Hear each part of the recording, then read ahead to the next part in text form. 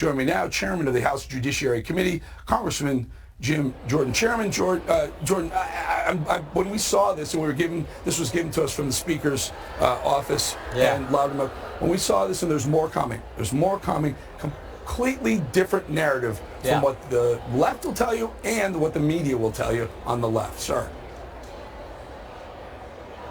Yeah, I mean, the January 6th committee was all about getting after Donald Trump, all about setting up this one more reason to go after President Trump, and the long escalation, long series of things. You know, they spied on his campaign, then it was Mueller, then it was impeachment, then it was the raid his home, then it was special counsel, then it was the January 6th committee, and of course then it was, the 14th Amendment they tried. I mean, what else are they going to try? But thank goodness Barry Loudermilk is releasing more of the video. I think he's committed to getting it all out there. I think he's doing great work.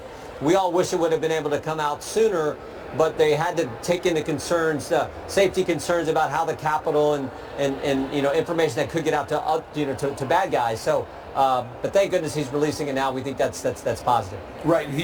We had him on last night. He said they're about halfway through. They're dropping it to Rumble, and he's pulling some of the videos that tell a bit of a different story than we've been fed from the mainstream media, giving it to us prior to dropping it. So we're fortunate, we're thankful, and some of it we're showing you right now, folks. In one of those videos, there are 3 Capitol Police officers holding a door closed as some protesters come in. One of them falls, and the protesters help the guy up. They help him up, and he's escorted off. I mean, this is not an insurrection. This is not a group that's trying to upend democracy in America. It's people who just wanted to see the inside of the Capitol. Yeah. The Capitol that Nancy Pelosi had kept them out of with all the COVID and a host of other things. So.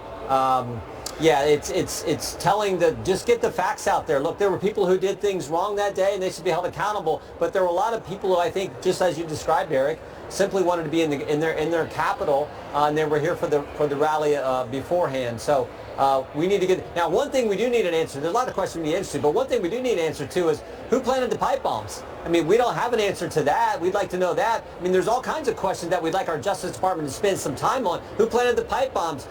Who leaked the Dobbs draft decision that led to an assassination attempt on Justice Kavanaugh? How about this one?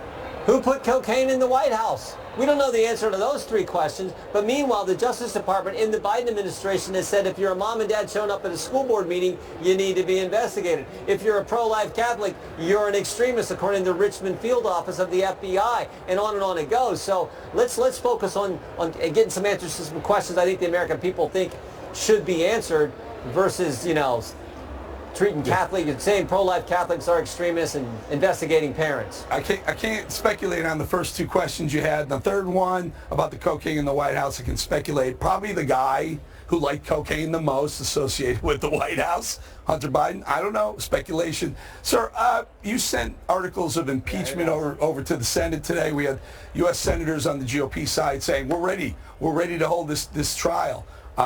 They don't think they're going to get that opportunity. What's the message to Chuck Schumer and the Democrat senators about holding Mayorkas accountable for what's going on our border?